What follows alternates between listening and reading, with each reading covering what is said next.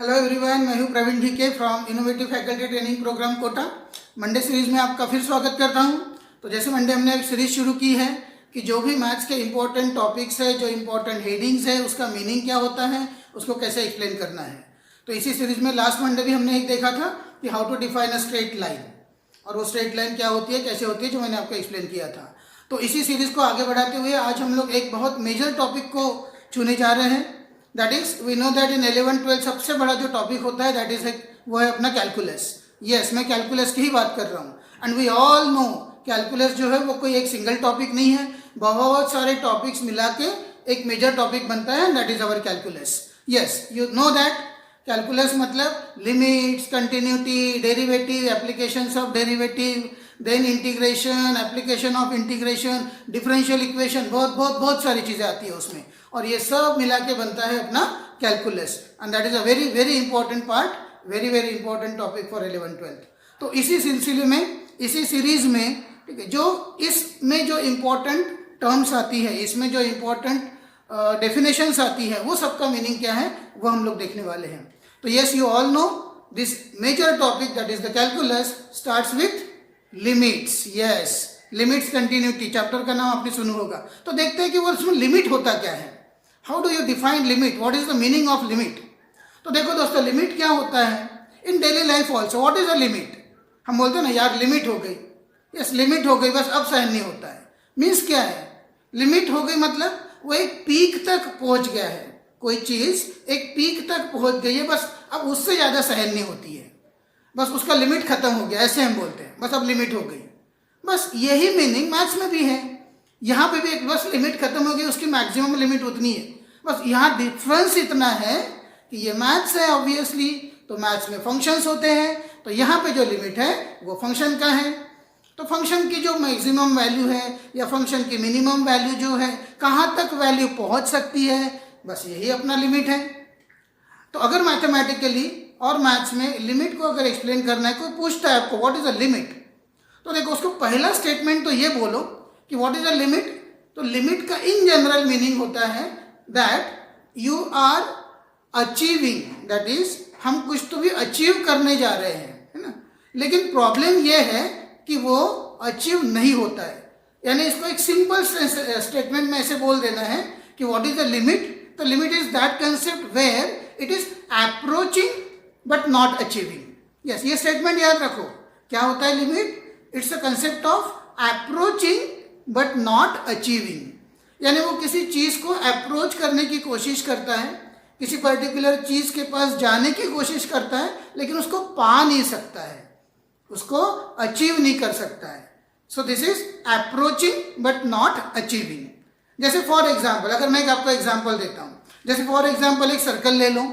एक सर्कल में अगर हम लोग एक पॉलीगॉन जो है वो सब्सक्राइब करते हैं, ठीक है, polygon is inscribed in a circle. तो मान लो उसका भी ट्राइंगल होगा, वो क्वाड्रिलैटरल हो गया, फिर उसके नंबर ऑफ साइड्स हम बढ़ाते गए। तो क्या होगा, जैसे जैसे हम लोग नंबर ऑफ साइड्स बढ़ाते जाएंगे उस पॉलीगॉन का, तो क्या होगा कि जो एरिया ऑफ द सर्कल है और एरिया ऑफ दैट पॉलीगॉन है, तो जितनी नंबर ऑफ साइड्स कम होगी उतना difference between this area of the circle and the area of the polygon जो है वो क्या होते जाएगा, बढ़ते जाएगा। जितनी नंबर ऑफ साइड्स कम होगी उतना difference between area of the circle and the area of the polygon जो है वो बढ़ेगा। और जैसे हम लोग पॉलीगॉन के नंबर ऑफ साइड्स इंक्रीज करते जाएंगे तो क्या होगा, the difference between area of the circle and area of the polygon जो है वो कम होते जाएगा। और जैसे जैसे ये नंबर ऑफ साइड्स बढ़ती जाएगी, मतलब जैसे जैसे पॉलीगॉन की नंबर ऑफ साइड्स बढ़ती जाएगी, वो पॉलीगॉन को जो एरिया है वो सर्कल के एरिया को अप्रोच करने की कोशिश करेगा। जैसे आपको ये यहाँ पे दिख रहा है, तो यहाँ पे एक सर्कल आपको दिख रहा है। देखो ये सर्कल में एक पॉलीगॉन इंस्क्राइब्ड है, और देखो ये इसमें क्लियर दिख रहा है कि ये पॉलीगॉन की जो नंबर ऑफ साइड्स है वो जितने जितने बढ़ती जाएगी उतना वो जो पॉलीगॉन का एरिया है वो सर्कल के एरिया के इक्वल होते जा रहा है, वो सर्कल के एरिया को अप्रोच करने की कोशिश कर रहा है। लेकिन चाहे हम लोग ऐसे कितने भी नंबर ऑफ साइड्स बढ़ाते जाए, होगा क्या, the area of the polygon will never be equal to the area of the circle. उसमें कुछ ना कुछ minute difference हमेशा रहेगा. It means here the area of the polygon is trying to approach the area of the circle, लेकिन वो कभी achieve नहीं कर पाएगा, वो कभी अचीव नहीं कर पाएगा. सो रिमेंबर दोस्तों, लिमिट का जनरल मीनिंग यही होता है that it is trying to approach but not achieving. So approaching but not achieving. तो देखो दोस्तों, मैथमेटिकली हम लोग कब बोलते हैं कि किसी भी पर्टिकुलर फंक्शन का लिमिट कब एग्जिस्ट करता है, कब नहीं होता है, और लिमिट क्यों फाइंड करते हैं, ये सब चीज़ें इंपॉर्टेंट होती है. क्या होता है कि कभी कभी ऐसे फंक्शंस होते हैं कि जिसमें हम लोग वो फंक्शन की वैल्यू, वो जो गिवन वैल्यू ऑफ एक्स है, ठीक है, जो भी वेरिएबल की वैल्यू होगी उसके लिए एग्जिस्ट नहीं करती है समटाइम्स. तो अगर मान लो कोई एक फंक्शन है जिसकी वैल्यू उस पर्टिकुलर एक्स पे, उस पर्टिकुलर पॉइंट पे एग्जिस्ट नहीं कर रही है, तो अगर वैल्यू एग्जिस्ट नहीं करती है तो हम लोग क्या करते हैं, चलो लेट्स ट्राई कि मान लो x इक्वल टू 4 ले लेते फॉर एग्जाम्पल, और x इक्वल टू 4 पे किसी फंक्शन की वैल्यू एग्जिस्ट नहीं कर रही है ना. वी नो फंक्शन की वैल्यू एग्जिस्ट नहीं कर रही है, मतलब क्या होता है, may be either the denominator 0 हो रहा होगा या और किसी और वजह से the function is not defined eight that point. तो चलो वैल्यू तो नहीं निकाल सकते हैं, तो हम ये कोशिश करते हैं कि चलो x इक्वल टू 4 पे वैल्यू नहीं मिल रही है, लेकिन x अगर 4 के करीब है, उसके पास है, उसके आजू बाजू है, तो फंक्शन की वैल्यू क्या हो सकती है. देखिए, ये हम लोग जानने की कोशिश करते हैं. We try to find out the value of the function when x is very very close to 4. और ये जो वेरी वेरी क्लोज टू, जो मैंने अभी बोला था कि अप्रोचिंग बट नॉट अचीविंग, ये जो अप्रोचिंग है इसी को मैथमेटिकल टर्म्स में, मैथमेटिकल लैंग्वेज में हम लोग बोलते हैं टेंड्स टू. यस, उसको हम बोलते हैं टेंड्स टू. दैट इज अगर x 4 के पास जा रहा है तो we will say that x tends to 4. We will say that x tends to 4. तो जैसे आपको यहाँ पे दिख रहा है, देखो एक फंक्शन का ग्राफ है और यहाँ पे x इक्वल टू 4 पे हम लोग उसकी वैल्यू ऑब्जर्व कर रहे हैं. तो क्या होते जा रहा है, देखो अगर ये x जब लेफ्ट हैंड साइड से वो 4 की तरफ आ रहा है तो आपको दिख रहा होगा कि ये जो फंक्शन की वैल्यू है, ये फंक्शन की वैल्यू इंक्रीज होते होते एक पर्टिकुलर नंबर के तरफ जा रही है. और यहाँ दिख रहा है कि वो जो नंबर है जिसके तरफ फंक्शन की वैल्यू जा रही है वो नंबर है 3. यानी x जैसे जैसे 4 के पास जा रहा है from the left hand side, the value of the function जो है वो 3 के तरफ जा रही है. तो क्या हो रहा है कि जब कोई नंबर उस x के तरफ लेफ्ट हैंड साइड से अप्रोच कर रहा है, लेफ्ट हैंड साइड से अप्रोच कर रहा है, मतलब हम लोगों को अगर x इक्वल टू 4 पे जाना है, x इक्वल टू 4 के पास जाना है, तो हमारे पास 2 डायरेक्शंस अवेलेबल है वहाँ जाने के लिए. हम x इक्वल टू 4 पे या 4 के तरफ लेफ्ट हैंड साइड से यानी नंबर 3 के तरफ से भी जा सकते हैं, और इवन हम लोग राइट हैंड साइड से मतलब नंबर 5 की तरफ से भी 4 के तरफ आ सकते हैं. तो यहाँ क्या हो रहा है कि जैसे जैसे x, हम लोग वो x की तरफ लेफ्ट हैंड साइड से आ रहे हैं, यानी 3 के साइड से 4 की तरफ आ रहे हैं, तो फंक्शन की जो वैल्यू है वो इंक्रीज होते होते 3 तक जा रही है. तो ऐसा जब होता है तो then we say that the left hand limit of that function is 3. The left hand limit of that function is 3. It means as x approaches 4 from the left hand side, the value of the function is approaching a number and that is 3. तो ऐसा जब होता है तो we say that this 3 is the left hand limit of that function. फिर उसको हम लोग मैथमेटिकली क्या डिनोट करना है वो भी देखते हैं. सिमिलरली जैसे मैंने बोला था कि हम लोग x इक्वल टू 4 की तरफ राइट हैंड साइड से भी जा सकते हैं. अगर हम लोग राइट हैंड साइड से x की तरफ जाते हैं, दैट इज स्टार्टिंग फ्रॉम 5, अगर हम लोग उधर बढ़ रहे हैं, आगे बढ़ रहे हैं, तो देखो आपको दिख रहा होगा कि फंक्शन की वैल्यू जो है वो डिक्रीज होते होते भी एक पर्टिकुलर नंबर की तरफ आ रही है. और जैसे जैसे हम लोग राइट साइड से x इक्वल टू 4 की तरफ जा रहे हैं तो फंक्शन की जो वैल्यू है वो नीचे आते आते डिक्रीज होते होते वो 5 के पास आ रही है, वो 5 के पास आ रही है. तो इसका मतलब क्या है, as x approaches 4 from the right hand side, the value of the function is approaching the number 5. तो फंक्शन की वैल्यू 5 के तरफ जा रही है, तो इसी को बोलते हैं हम लोग right hand limit of the function. So as x approaches 4 from the right hand side, the value of the function is approaching the number 5. तो in that case we say that 5 is the right hand limit of the function.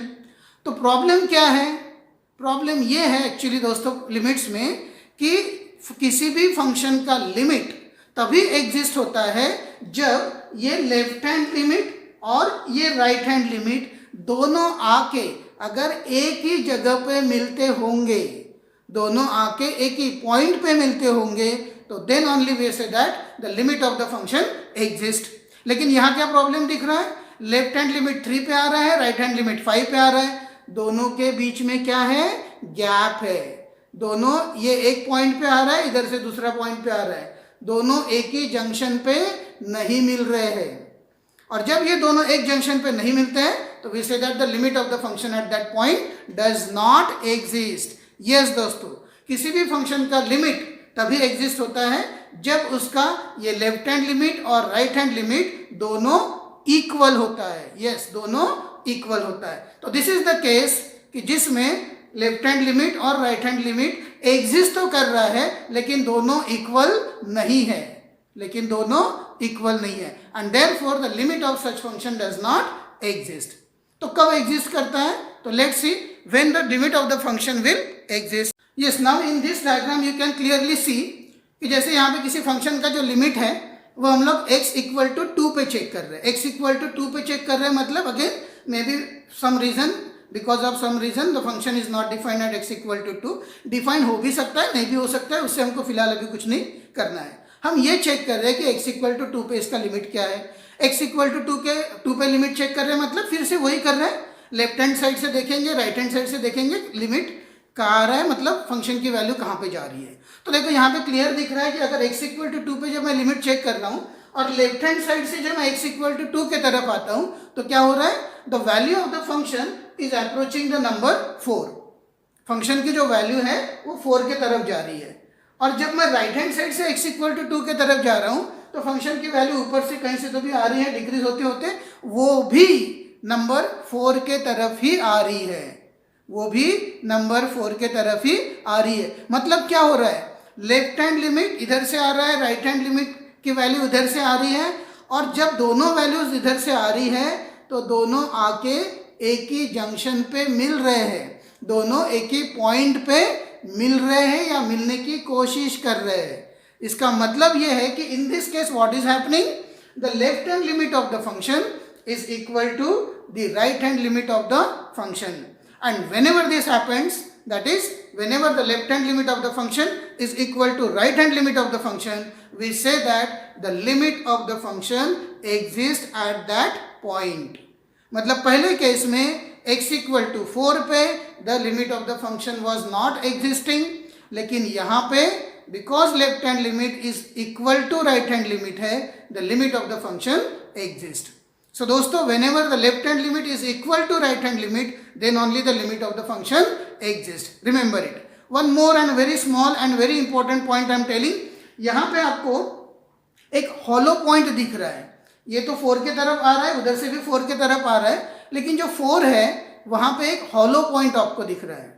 ये hollow point क्या बताता है, वो ये बताता है कि x इक्वल टू 2 पे फंक्शन की वैल्यू एग्जिस्ट नहीं कर रही है, but the limit of the function is existing, but limit of the function exists। just example ले लेते कुछ भी, for example एक function है f of x equal to maybe x square minus 4 upon x minus 2। अब x square minus 4 upon x minus 2 वाला जो function है वो x इक्वल टू 2 पे एग्जिस्ट नहीं करेगा, क्योंकि x इक्वल टू 2 पे उसका डिनोमिनेटर 0 हो जाता है ना। तो इसका मतलब फंक्शन की वैल्यू तो नहीं मिल रही है, फंक्शन डज नॉट एग्जिस्ट है, but the limit of that function will exist. और वो ये सिचुएशन है कि जो value of the function exist नहीं कर रही है, हॉलो पॉइंट है, मतलब x इक्वल टू 2 पे पता नहीं उसकी वैल्यू क्या है and function is not existing. But when we observe the limit, both the limits from left hand side and right hand side both are trying to come to the same number, both are meeting at the same number, both limits are approaching the same number। और ऐसा जब होता है तो we say that the limit of the function exists। And in general mathematically ये जो मैंने आपको बोला left hand limit, right hand limit, ये जो चीज़ें हैं इसको हम लोग बाकी फिर सिंटैक्स यूज़ करके जो हमारा सिंबल है वो यूज़ करते हैं। जैसे for example for the limit अगर हम लोग बोलते हैं कि हम लोग x इक्वल टू 2 के तरफ लेफ्ट हैंड साइड से जा रहे हैं तो we say that x tends to 2 minus, we say x tends to 2 minus. और अगर हम लोग x इक्वल टू 2 के तरफ राइट हैंड साइड से आ रहे हैं तो we say that x tends to 2 plus. x tends to 2 plus मतलब x 2 की तरफ आ रहा है, राइट हैंड साइड से आ रहा है। राइट हैंड साइड से आ रहा है मतलब ये 2 है मेरा। अगर राइट हैंड साइड से कोई नंबर जब 2 के तरफ आ रहा है, चाहे वो 2 के कितना भी क्लोज हो, वो 2 से ग्रेटर ही होगा। वो 2 से, क्योंकि 2 से ग्रेटर वाले नंबर्स के तरफ से हम लोग 2 के तरफ आ रहे हैं, बट 2 को अचीव नहीं कर रहे, 2 को टच नहीं कर रहे। तो every time our x is greater than 2 रहेगा। वो ग्रेटर देन 2 दिखाने के लिए हम लोग क्या करते हैं, वहां पे प्लस का साइन लिखा होता है। Same is the case with the minus. जब हम निगेटिव साइड से, हम लोग लेफ्ट हैंड साइड से x के तरफ आ रहे, 2 के तरफ आ रहे होंगे, तो always x will be less than 2, it will never be equal to 2 and will never become equal to 2, और इसलिए वो लिखते हैं हम लोग 2 माइनस। तो x टेंड्स टू 2 माइनस का मतलब होता है x is very very close to 2 but slightly less than 2, और x टेंड्स टू 2 प्लस का मतलब होता है x is very very close to 2 but x is slightly greater than 2। और इसी को हम लोग सिंबॉलिकली लिखते हैं, left hand limit is denoted by limit x tends to 2 minus, ठीक है, limit x tends to 2 minus, इसको हम लोग बोलते हैं left hand limit, and limit x tends to 2 plus f of x, यानी वो होता है फंक्शन का right hand limit. And whenever this limit x tends to 2 minus is equal to limit x tends to 2 plus, यानी जब भी left hand limit is equal to right hand limit होता है, and then we say that the limit of the function exist. तो दोस्तों ये है कि जिससे हम लोग लिमिट डिफाइन कर सकते हैं, उसका मीनिंग बता सकते हैं। तो ऐसे ही कुछ टर्म्स, ऐसे ही कुछ कॉम्प्लिकेटेड टर्म्स, उसका मीनिंग, उसको कैसे एक्सप्लेन करना है, ये लेके मैं नेक्स्ट मंडे फिर हाजिर होऊंगा। तब तक ये अगर वीडियो आपको अगर अच्छा लगा होगा तो प्लीज़ प्लीज़ प्लीज़ लाइक कीजिए एंड सब्सक्राइब अवर चैनल। और अगर मुझे और एक बात आपको कहनी है कि अगर मैं जो आपको टर्म्स लेते जा रहा हूँ और एक्सप्लेन करते जा रहा हूँ, उसके अलावा other than that if you have any doubt in any particular word, any particular definition, any particular term कि जो एक्सप्लेन करने में प्रॉब्लम आ रही है, डिफाइन करने में प्रॉब्लम आ रही है, तो अगर ऐसा कुछ है तो please write in the comment box कि this particular term, this particular definition you want, so we will try to explain it from at our best, and we will try to relate it to the daily life, and then we'll try to explain, ताकि आप लोगों को अच्छे से समझ में आए और आप लोग दूसरों को अच्छे से समझा सके। So that's all for the day. Thank you very much. Have a nice day. Bye.